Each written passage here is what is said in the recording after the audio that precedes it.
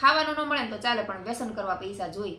આ મારું મકાન છે એ વેચાઈ ગયું છે એક વ્યસનના લીધે. ઘરમાં કેટલો કંકાસ, ભાઈ વ્યસનના લીધે ઘરમાં મારપીટ પણ થાય. હવાર મને કંઈક થશે તો મારા છોકરાને શું થશે? તો તમને માવા ખાવામાં કે બીજા કોઈ વ્યસન કરવામાં મંદી કેમ નથી?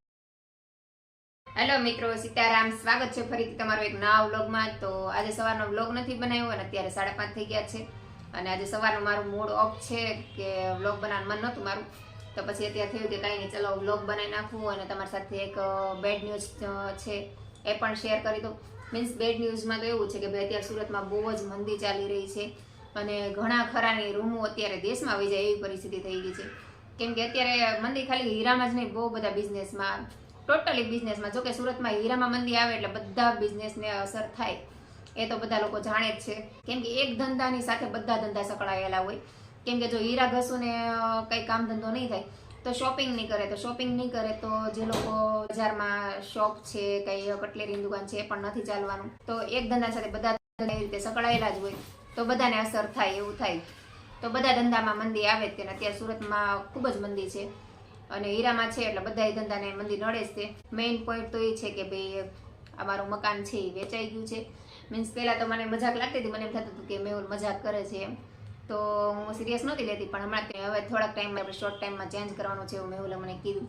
તો સવારનું મારું મૂડ ઓફ છે કે ભાઈ ચેન્જ મકાન કરવાનું છે.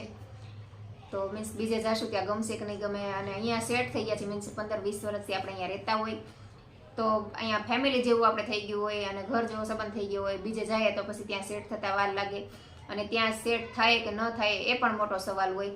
તો એમ થાય કે ત્યાં ગમશે કે નહીં ગમે. અમારી સોસાયટી બહુ જ મસ્ત છે અને બધા અહીંયા માણસો પણ આપણે બહુ સરસ છે, બધા ઘર જેવો. આપણે એમ લાગે નહીં કે ભાઈ આપણે આમ ઘરમાં કોઈ પરિવારમાં કોઈ સભ્ય નથી એવું ન લાગે. આજુબાજુમાં બધા તો બધા આમ ફેમિલીની જેમ અહીંયા રહીએ છીએ અમે. તો અહીંયા ખૂબ જ મજા આવે. મારી સોસાયટીમાં મને બહુ જ ગમે. તો બીજે ત્યાં ગમે ત્યાં જઈશ ને તો મને ત્યાં શાયદ નહીં ગમે એવું લાગે. તો આખો દિવસ મીન્સ એવા જ વિચાર આવ્યા કરે ભાઈ બીજે જઈશ ત્યાં મને ગમશે કે નહીં ગમે. ત્યાં અમારા અહીંયા આવી સોસાયટી છે એ મને સોસાયટી ક્યાંય નહીં મળે. મીન્સ અમારે જેવી સોસાયટી છે ને એ તો સુરતમાં કોઈ જગ્યાએ સોસાયટી નથી ને અમારી સોસાયટીમાં બહુ મોટી જગ્યા છે. આજે મકાન વેચવાનો પ્રોબ્લેમ, અમારે મકાન વેચાણું છે તો કાલ સવારે તમારે પણ આ પ્રોબ્લેમ આવી શકે. મીન્સ એમાં એવું છે કે અત્યારે સુરતમાં મંદી છે તો મંદીના હિસાબે ઘણા ખરા અત્યારે મકાન વેચાઈ ગયા છે સુરતમાં અને ઘણા ખરા લોકો તો દેશમાં રૂમ લઈને વયા ગયા છે. તો જે નાના લોકો છે એને તો બિચારાને રૂમ ચલાવી પોસાય નહીં, તો રૂમ ફરજિયાત એને દેશમાં લઈને જવું પડે. કેમ કે 5-10 હજાર કમાતા હોય ને આવી મોંઘવારી હોય તો રૂમ ચલાવવાનું પોસાય નહીં. કેમ કે બધું વેચાતું લાવવાનું. અહીંયા તમને છાશ કે મીઠો લીમડો વેચાતો મળે, એ પણ ફ્રી નથી મળતું. તો બધી વસ્તુ વેચાતી લાવવાનું હોય તો તમારે 5-10 હજાર પગાર આવતો હોય તો સુરતમાં રૂમ પોસાય જ નહીં, તો દેશમાં ફરજિયાત જવું પડે. અને જો નાની રૂમ મીન્સ અમુક મકાન હોય તો માથે તમારે લેણું થઈ ગયું તો તમારે મકાને વેચવું પડે એવું થાય. અને ફૂલ મંદી આવે તો તમારે ઘર ચલાવવા માટે જો પૈસા ન હોય તો મકાન તમારે શું કામનું? તો મકાન વેચવાની પણ નોબત આવી જાય. જેમ આજે અમારે પણ મકાન વેચવાનો વારો આવી ગયો છે. મીન્સ અને મેઇન પોઈન્ટ છે વ્યસન. જેન્ટ્સ લોકો અત્યારે વ્યસન કરતા હોય છે. તમારે મંદી નડે છે, ઘરમાં મંદી નડે છે, ઘરમાં તમારે કંઈક વસ્તુ લાવી હોય તો મંદી નડે છે, છોકરાને કંઈક વસ્તુ જોતી હોય તો તમારે મંદી નડે છે. તો તમને માવા ખાવામાં કે બીજા કોઈ વ્યસન કરવામાં મંદી કેમ નથી નડતી? મેઇન પોઈન્ટ તો એ છે. તો તમારે મંદી નડવી જોઈએ તો તમારે બધી જગ્યાએ તમને મંદી નડવી જોઈએ. તમે માવા ખાતા હોય તો તમને ત્યાં પણ એમ થવું જોઈએ કે આપણે માવા ખાઈએ છીએ, આટલી બધી મંદી આવી છે તો તમે માવા કેમ બંધ નથી કરી દેતા? કે બીજા કોઈ વ્યસન કરો છો, ગુટકા છે, તમાકુ છે, સિગરેટ છે, એ બધી જાતના વ્યસન તો હાનિકારક પણ છે અને નુકસાન પણ કરે છે અને પૈસાનું પણ પાણી થાય છે.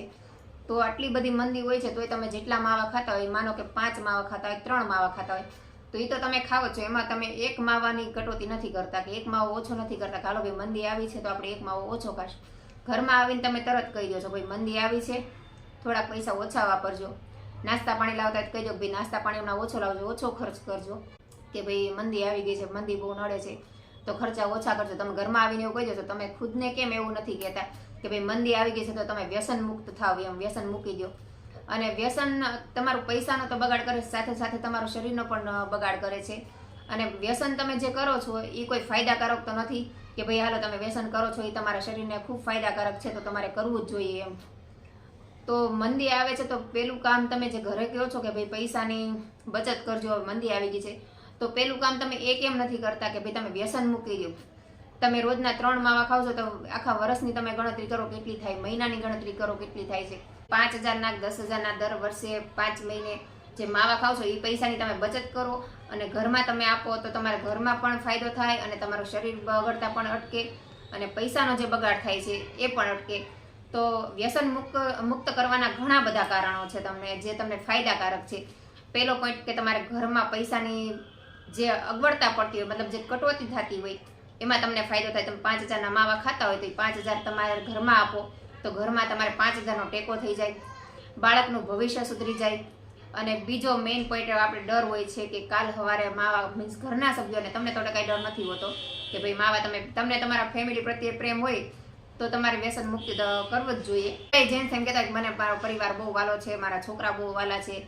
તો જો ખરેખર તમને તમારા પરિવાર, તમારા છોકરા તમને વાલા હોય ને તો તમે વ્યસન કરતા જ ન હોય. મારું માનવું તો એવું છે કે તમને તમારા છોકરા વાલા હોય તો તમે તમારા છોકરાનો વિચાર કેમ નથી કરતા કે ભાઈ કાલ સવારે મને કાંઈક થશે, હું આજે વ્યસન કરું છું, આ વ્યસન કેટલું નુકસાનકારક છે, કાલ સવારે મને કંઈ થયું તો જેટલા પણ પૈસા તમે બચાવ્યા છે, જે કાંઈ પણ 2, 5, 10 લાખની બચત કરી છે, એ બધા જ પૈસા તમને કંઈક થશે તો બધા પૈસા દવાખાને જશે, માથે લેણું થશે. તો એ લેણું તમારા છોકરા નાના હશે તો એ ક્યાંથી ચૂકવશે? તમારી પત્ની ક્યાંથી ચૂકવશે? તમારા મા બાપ ક્યાંથી ચૂકવશે? લેણું થશે મીન્સ તમે દવાખાનામાં કેટલા દિવસ હેરાન થશો. તો એ બધી જ વસ્તુનો ફાયદો થશે. તમારું દવાખાનામાં પૈસા જતા બચશે, તમારા છોકરાનું ભવિષ્ય સુધરી જશે. અને મેઇન પોઈન્ટ કે તમને કંઈક થયું તો તમારા છોકરાનું કોણ? માનો કે તમે અત્યારે માવા ખાવ છો તો તમે કંઈ થયું હોય તો છોકરા તો મા બાપ વગરના થઈ જાય ને, બાપા વગરના થઈ જાય ને, તો એને તો પછી કાંઈ આગળ કાંઈ વિચારવાનું જ નહીં ને, એનું ભવિષ્ય તો ખરાબ થઈ ગયું ને. તો કમસે કમ તમે તમારું ન વિચારો તો તમારા બાળકોને તમે પ્રેમ કરતા હોય ને તો તમારા બાળકોનું તમે જરૂરથી વિચારો કે ભાઈ હાલો વ્યસન તમારા માટે ન મૂકો, તમારા છોકરા માટે મૂકી દો કે ભાઈ હાલો મારા જે વ્યસન કરું છું એના પૈસા બચાવું, મારા છોકરા માટે બચત કરું અને મારા છોકરા માટે વ્યસન મુક્ત કરું અને મારા છોકરાનું ભવિષ્ય બનાવું. કાલ સવારે મને કંઈક થશે તો મારા છોકરાને શું થશે એ વિચાર તો બધાય પિતાને આવવો જોઈએ. કેમ કે મેઇન સભ્ય જેમ કહેવત છે ને કે જે મેઇન છત છે ને ઘરની એ જ પિતા હોય છે. જો પિતાનો છાંયો તે છોકરા ઉપરથી હટી જાય તો છોકરાને વધારા થઈ જાય અને છોકરાનું ભવિષ્ય ખરાબ થઈ જાય. તો તમે આ થોડુંક વિચારો છોકરાનું. બધા જ પિતાને કહે છે, મારા ઘરમાં પણ પ્રોબ્લેમ આવે છે એવું નથી, મારા ઘરમાં પણ મેહુલ માવા ખાય જ છે અને અમારા ઘરમાં પણ મગજમારી થાય છે, પણ મારા 2 છોકરા છે મેહુલના ઘરમાં માવા લાવવા જ નથી. અમારે તો પૂરેપૂરી પાબંદી લાગી ગઈ છે મેહુલને કે ઘરમાં માવા લાવવાના નથી. મેહુલ ઘરમાં માવા લાવ્યા હોય ને તો અમે માવા ફેંકી દઈએ છીએ. 15 રૂપિયાનો એક માવો આવે છે તો તમને એમ થતું હશે કે માવો ફેંકી દો છો તો તમને 15 રૂપિયાનું નુકસાન થાય છે. તો 15 રૂપિયાનું નુકસાન થાય છે એ અમને પોસાય છે. કાલ સવારે મેહુલને કંઈ થયું હોય અને દવાખાનામાં જવું પડ્યું તો 15,000નું નુકસાન થાય એ ન પોસાય. તો 15,000નું નુકસાનને બચાવવા માટે આપણે 15 રૂપિયાનો માવો ફેંકી દેવો એ નુકસાન ન થાય. તો બધા જ જેન્ટ્સ ભાઈઓને મારી નમ્ર વિનંતી છે કે તમે લોકો તમારા બાળકોનું, તમારા પરિવારનું વિચારો અને જે કંઈ પણ વ્યસન કરો છો, A to Z વ્યસનની વાત કરું છું, ખાલી માવા જ નહીં, પણ ઝાઝા પડતા માવા વધારે ખવાય છે એટલે માવાનું બોલું છું. તો બધાને A to Z ને હું બધા વ્યસન વિશે વાત કરું છું કે તમે વ્યસન મુક્ત કરો અને તમારા ભવિષ્ય સુધારો, તમારા બાળકોનું અને તમારા પરિવારનું ભવિષ્ય સુધારો.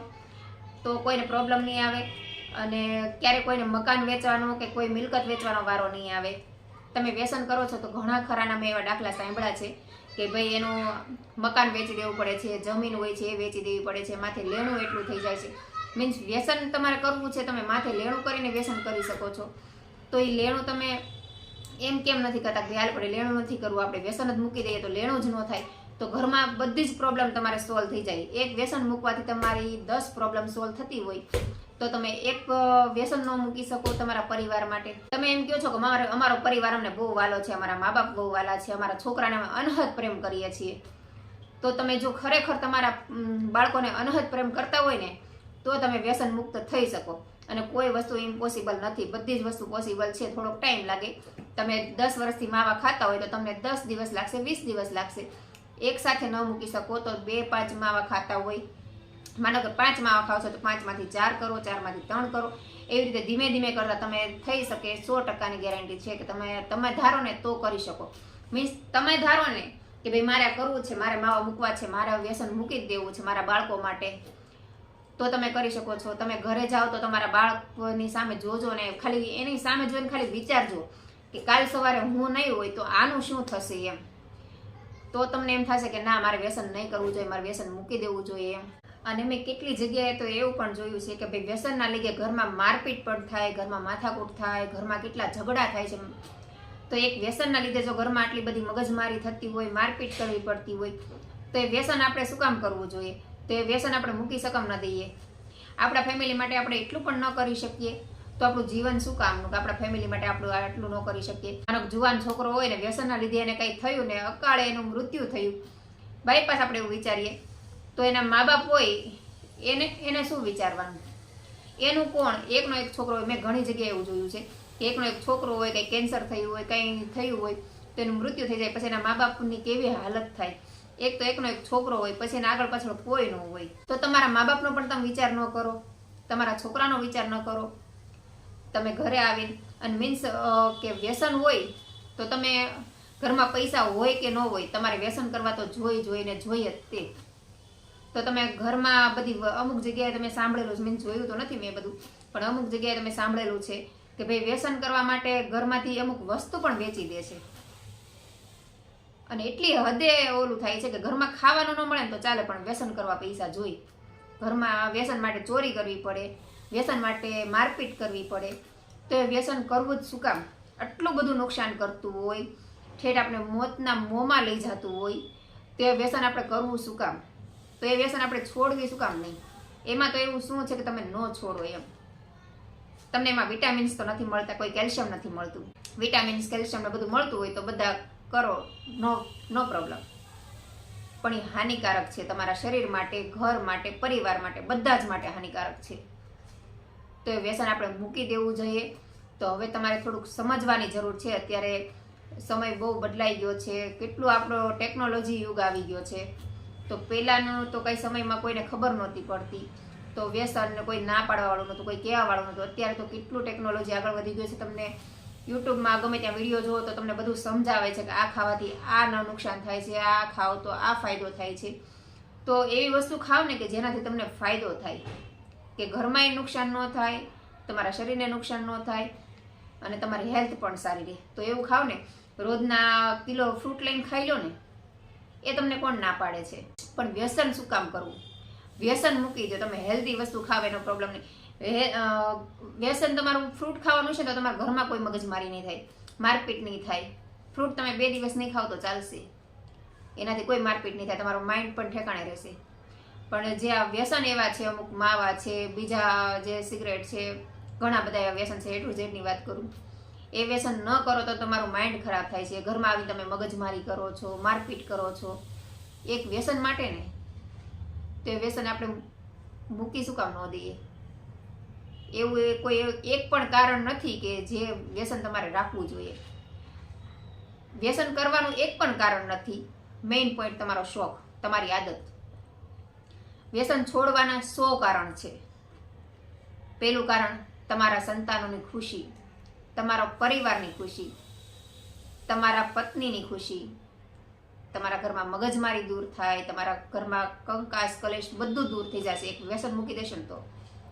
એક વ્યસનના લીધે ઘરમાં કેટલો કંકાસ થાય છે, અને કંકાસનું કારણ જ મેઇન પોઈન્ટ છે વ્યસન. તો વ્યસન આપણે મૂકી દેવું જોઈએ, આપણે સમજી જવું જોઈએ. આપણે નાના નથી અને સમજાવવું ન જોઈએ. અને હું મારા ઘરમાં પણ પૂરી કોશિશ કરું છું મેહુલને માવા મુકાવવાની. જોકે મારા ઘરમાં અલાઉડ નથી કે મેહુલ કોઈ પણ જાતનું વ્યસન કરે. બહાર જાય એ કોઈ ખવડાવે ને ખાય એ વાત અલગ છે. અને રહી વાત મારા મકાનની, હું કહું છું કે મારું મકાન વેચાઈ ગયું છે, અમારે બીજે રહેવા જવાનું છે. તો તમને કહી દો કે ભાઈ મારે કોઈ લેણું નથી કે ના તો અમારે કોઈ હીરામાં મંદી મેહુલને નડી છે. અમારું મેઇન કારણ છે કે ભાઈ અમારી આખી સોસાયટીમાં બધાના જ મકાન વેચાઈ ગયા છે. અને અમારી જે સોસાયટી છે આખી વેચાઈ ગઈ છે, બિલ્ડરે રાખી લીધેલી છે. અને અહીંયા બધા જ મકાન પાડીને પછી અહીંયા કંઈક નવું ડેવલપ થવાનું છે. એટલા માટે અમારી આખી સોસાયટી વેચાઈ ગઈ છે ને એ કારણે અમારું મકાન વેચાણું છે. તો કોઈ એવું કારણ નથી કે અમારી માથે લેણું થઈ ગયું કે મેહુલનું વ્યસન છે કે કોઈ બીજું કારણ નથી. આ તો બસ હું તમારી જાણકારી માટે કે ભાઈ તમારે આવું થઈ શકે. અમારે નથી થયું, પણ જો તમે વ્યસન કરતા હોય કે તમારે માથે લેણું થયું હોય તો લેણાના લીધે આપણું મકાન વેચાઈ શકે. એવું હું તમને ખાલી ઉદાહરણ આપું છું, બાકી અમારે કોઈ એવું નથી. અમારે તો આખી સોસાયટી જ વેચાઈ ગઈ છે, એટલે અમારું મકાન અમે આપી દીધું છે. એટલે અમારે વેચવું પડ્યું છે ને, ત્યારે બીજું કોઈ કારણ મકાન વેચવાનું નથી. અને ઘણા ટાઈમથી અમારે બધાને મકાન વેચાઈ ગયા છે, પણ હજી બહાર નહોતું પડ્યું કેમ કે હજી ઘણા ખરા મકાન વેચવાના બાકી છે. મીન્સ આખી સોસાયટીમાંથી લગભગ પોણા ભાગની સોસાયટી અમારે વેચાઈ ગઈ છે. તો અમારે બધાને એક સાથે જ ખાલી કરવાનું છે, અમે એકલા ખાલી નથી કરતા. તો આપણે શોર્ટ ટાઈમમાં તે મકાન ચેન્જ કરવાનું થશે. તો અમારું મકાન વેચવાનું કારણ તો તમે જાણી લીધું કે ભાઈ શું કારણ છે. તો મારી વાત પર થોડુંક ધ્યાન દેજો કે ભાઈ મેં જે કીધું એ રાઈટ છે કે નહીં. મારી વાત તમને ગલત લાગે કે ના ભાઈ મારી વાત ખોટી છે તો મને કોમેન્ટ કરીને જરૂરથી જણાવજો. અને મારી વાત રાઈટ લાગે તો પણ મને કોમેન્ટ કરજો. અને તમને મારો વિડીયો કેવો લાગ્યો મને કોમેન્ટ કરીને જરૂરથી જણાવતો. તો બસ આજનો વિડીયો આપણે અહીંયા જ પૂરો કરશું. તો વિડીયો પસંદ આવ્યો હોય તો લાઈક, શેર અને સબસ્ક્રાઈબ કરવાનું ભૂલતા નહીં. તો ફરીથી મળશું કાલે એક નવા વિડીયો સાથે. જય હિન્દ, જય ભારત, ગુડ નાઇટ.